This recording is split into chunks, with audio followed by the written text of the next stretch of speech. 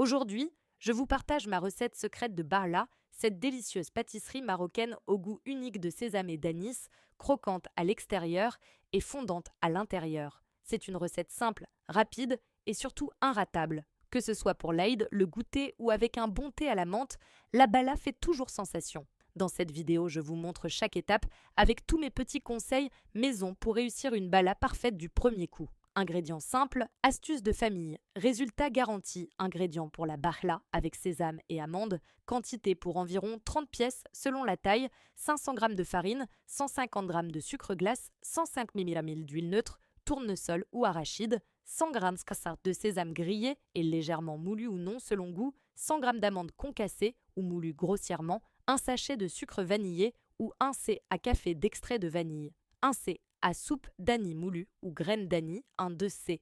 À café de cannelle, optionnel, un 2 sachets de levure chimique, environ 7 g, un pincé de sel. Conseil, les sésames doivent être dorés à sec à la poêle avant d'être utilisés pour révéler tout leur arôme. Les amandes peuvent être torréfiées et concassées grossièrement pour plus de goût et de texture. Tu peux adapter la texture, plus ou moins sablée selon le temps de pétrissage. Dans un grand saladier, mélange farine, sucre glace, sésame grillé, amandes concassées, sucre vanillé, anis moulu, cannelle, si utilisé, levure chimique, pincée de sel bien mélangée pour répartir uniformément les saveurs, ajoutez l'huile, verse l'huile progressivement tout en mélangeant avec les mains. La pâte doit être sableuse au toucher, mais se tenir légèrement si on la presse entre les doigts.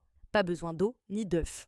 Astuce, ne pas trop pétrir pour garder la texture sablée typique de la bala. 3. Former les biscuits. Prendre un peu de pâte, former des petites boules légèrement aplaties. Les disposer sur une plaque recouverte de papier cuisson.